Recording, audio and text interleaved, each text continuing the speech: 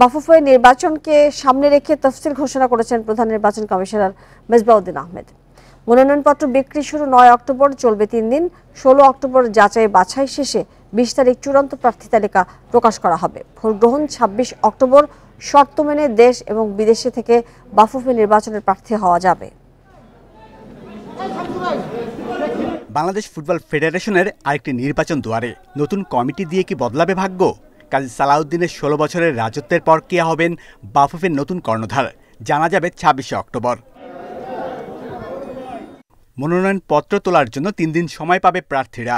এরপর ১৪ ও ১৫ অক্টোবর জমার দিন, বাছাই ও আপিল নিষ্পত্তির পর ১৯ ও ২০ অক্টোবর প্রত্যাহারের দিন। সবশেষে ২৬ অক্টোবর হবে ভোট। বিদেশ থেকে বাফুফে নির্বাচনে প্রার্থী হবার সুযোগ থাকছে, তবে মনোনয়নপত্র নিয়ে কোনো আপত্তি থাকলে শুনানিতে সশরীরে হাজির থাকতে হবে তাকে, অন্যথায় বাতিল হবে প্রার্থিতা।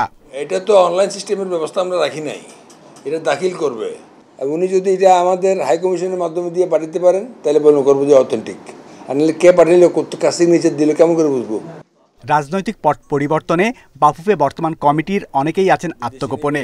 হত্যা মামলার অভিযোগ অনেকের বিরুদ্ধে। তারা কি পারবেন নির্বাচনে অংশ নিতে? যতক্ষণ পর্যন্ত আদালত না আপনাকে দণ্ড না দিচ্ছে, বিচার না করছে, ততক্ষণ পর্যন্ত এটা আমলে নেওয়ার কোনো সুযোগ নেই। ২৫-এর কম না, ৭২-এর বেশি না, এই হলো ১। ২ হলো বাংলাদেশে নিবাসী হতে হবে, বিদেশি নিবাসী হলে হবে না। কোনো আদালত কর্তৃক দণ্ডপ্রাপ্ত, ফৌজদারি মামলায় দণ্ডপ্রাপ্ত হলে হবে না।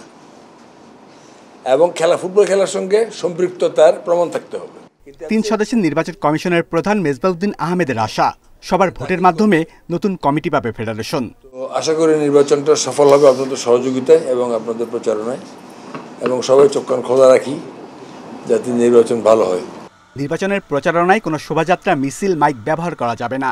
সমর্থক গোষ্ঠীর ব্যানারে প্রার্থীর প্রচারণাও নিষিদ্ধ।